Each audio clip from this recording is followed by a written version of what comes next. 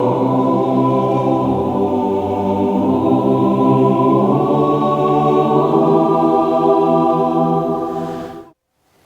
going to continue talking about the life and times of Mtata Andrew Mlangeni as today South Africa bids farewell to the last surviving Rivonia Trialist. Andrew Mlangeni was sentenced to life imprisonment on the 12th of June 1964 after his arrest on Lilies Leaf farm in July 1963.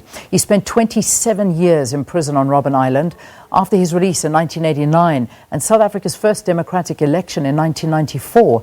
Mlangeni served as a member of a democratically elected parliament from 1994 to 2004 and in the National Assembly from 2009 up until 2014 when he retired. To tell us more about his impact and his legacy, which contributed hugely to the democracy we have today, we are now joined by ANC Veteran Ronnie Kasrils, Umkhonto Sizwe Military Veteran or MKMVA member Mavuso Msimang. And we may have Andrew, the associate of the Andrew Mlangeni Foundation, joining us a bit later, Joe Makhafola. But we'll tell you if he does come online with us. But please welcome my two guests. And what a pleasure it is to have both of you talking to us. Welcome. Hello, Leanne. Online? Good. Ronnie, good morning to you as well. Thanks for your time. Sunny Banani, Leanne, good to be with you. Good, thank you. Let me begin with you, Mavuso. I mean, talk to us about your memory of Andrew Mlangeni. What is it that stands out for you? I'll just do a very, very quick correction because it's important in this time. Not MKMVA. Absolutely MK, not MVA.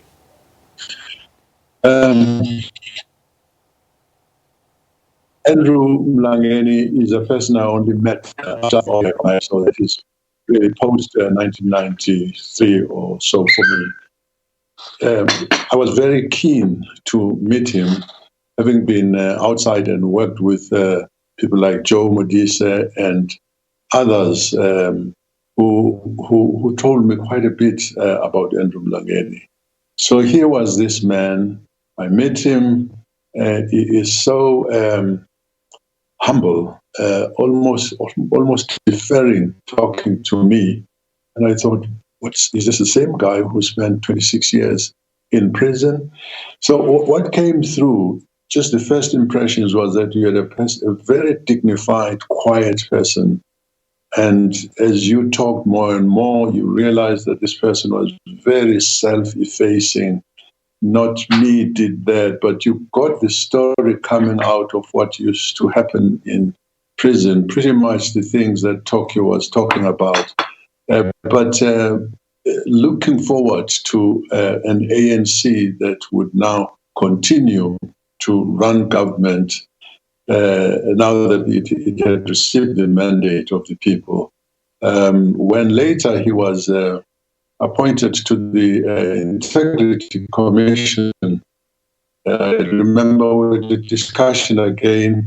I was feeling that I wish it could be reinforced by younger people. There is wisdom in them, but there is also an element of youth that's required to give energy to the work that they were doing. He took his job very seriously, and he was starting to worry a little bit about what was going on in the organization. But in summary, really, a very humble person, very seriously committed to the liberation of the people, the improvement of the livelihood of the people, and doing this in a self-effacing manner.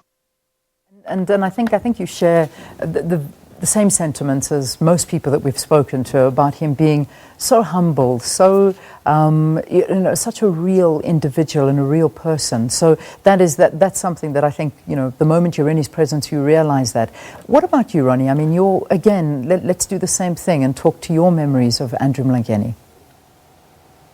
Yes, rightly, and I'll try not to repeat what Toko said and so many others. Yeah. So I really want to just briefly talk a little bit about the importance of his legacy. Mandela had always said he was a product of the struggle. The Sisulu Mbeki, Andrew Mlangeni, they all were. Mlangeni came out of dire poverty His father was dispossessed of the farm that he had in the early part of that last century by the Land Act of 1913. And by the time Andrew was born in 1925, his father was a farm labourer who died when he was 2 years old, when Andrew was 2 years old. And they moved, the mother took them to what is today Soweto, to Johannesburg from the Free State where he was born. And he lived in a shanty town. He had very little education. He had to work from the age of 12, 13. He was formed out of the suffering and dispossession that his people knew, the African people. And then he was formed by his connections and association with the struggle. And he had gone through strikes as a bus driver. He had joined the ANC by the 1950s. He was with Mandela Sisulu and Company throughout that decade, and that formed him. Now, that was a golden standard of purity. This is how I will always remember him, as a pure person, along with that collective of icons. They contributed to the development of one another, their consciousness, their integrity, self-sacrifice, service for the people, dedication, all these wonderful qualities we know of Andrew Mlangeni in utmost integrity. We see this through his service with MK. I met him in the early days before he went to prison, before I went into exile in 1961 to 63. And then met him again after that long period of incarceration and his involvement in Parliament, in the ANC, in the Integrity Committee, and so on. And he remained the same. This is how we remember him. It's a golden standard that they and the predecessors, such as Chief Luthuli and others, who created and developed the ANC, lived by. So the legacy, the lesson for us in the struggle against corruption, and the enormous challenges we face to eradicate poverty, to create equality, and so on in this country. He, together with that iconic pantheon of the golden standard, they've left us those lessons, and that's what we have to follow. That's what we have to apply. That's why we have to be rigorous in terms of honesty, integrity, fighting corruption, and teach the younger generation that, and the generations to come. That is essential, and that is the key lesson that runs through his life, those of the Rivonia Trialists and all others who fought so well for the democracy which we have today and which we must ensure benefits the poor of our people first of all, and of course all our people as we create one United Nations. Yeah. I want to talk so much more about, his time with the MK and, going to China in 1961, getting all of his, different achievements that he did through that time. It just, obviously, we don't have that long on this, but I want to fast forward a little bit and talk about, his experiences. And Mavuso, I'm going to come to you for this one. He basically saw the ANC go from a liberation movement to the ruling party, and we've said he served in this ruling party and he served his party well. He trusted his party, but with some reservations. Perhaps you can talk to us about that. Well, what is really public knowledge now is that he was very pained by the developments in the ANC. He saw a party that started out so vigorously as a champion of the people, becoming more and more distant from the people. He was particularly upset what was going on at the time of the Zuma administration. And I think that's the time when the Integrity Commission was set up, when there was just an increase, a very, very strong increase in corruption. And he initially did not want to believe that it was happening, but he could see. I'm just trying to say that he would not be the first person to jump up and say, you are corrupt, you are this. He listened and try to understand what people were doing. But there came a time when he was absolutely convinced that the organization was really moving off trail. It was really going off the trail. There is a video that's been doing the rounds. You see the pain in him when he is asked by a journalist, what do you think about the state of the party? I think the question is phrased something like that, of the country. And he said, but how can you say it's okay?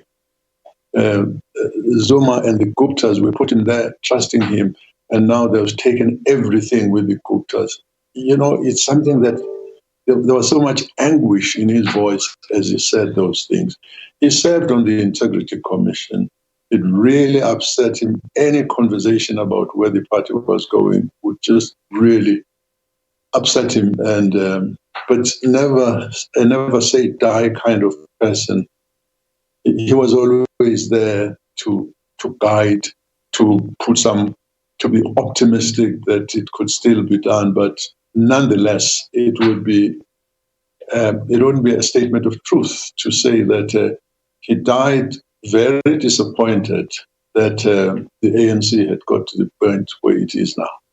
You know, this in itself is a sad farewell for him, because you know this is the party that he was born into, he loved, he did everything that he possibly could for.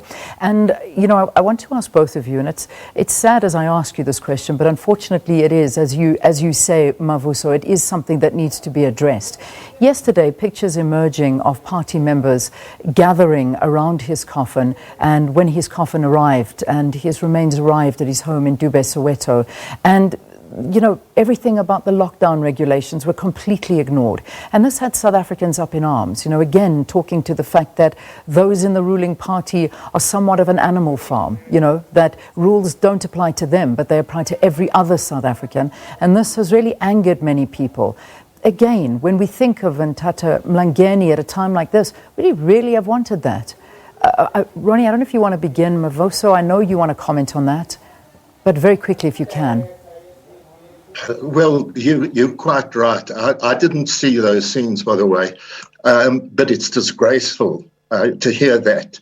And he would have absolutely castigated that kind of behavior where, as I've said, as we've all said, that generation he belonged to set exemplary examples, standards, golden standards of behavior. And this is what the ANC has to set for the people of this country. It's losing its credibility as a result of all sorts of scandals which he fought against. And the legacy is to talk tough to the ANC as he did. The question of tough love, where you castigate, where you criticize, where you stand up against all of this reckless nonsense, including the absolute corruption. So people like Mavuso, and there are a number of others, veterans and people within the ANC, who are striving to correct that. And we have to do that. That is the legacy of Tata Mlangeni. To close on that point as well, if you could very quickly comment on that. I don't want to leave you not commenting on that issue.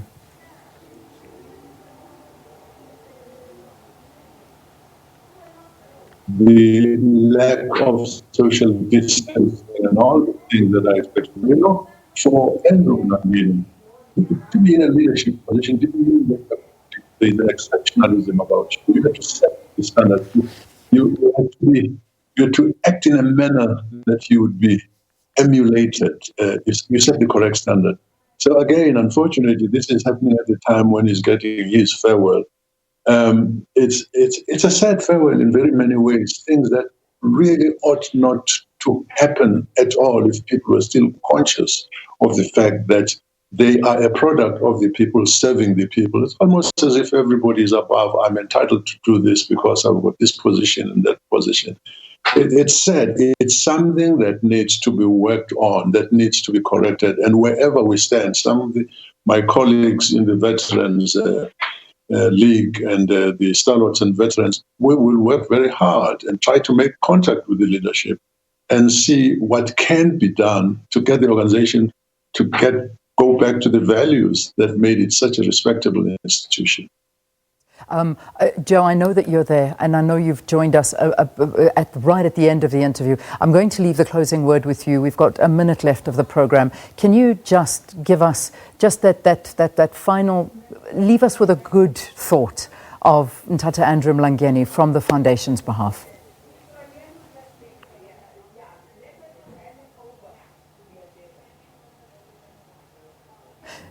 Joe, are you able to hear us? Such a pity. We can't hear Joe, and we've really tried to get him into the conversation. We just weren't able to. But let's leave it there. Mavuso Msimang, thank you very, very much for joining us. Ronnie Kasrils, you as well. Thank you for your critical opinions at this time. We have to say goodbye to you. The funeral is now live.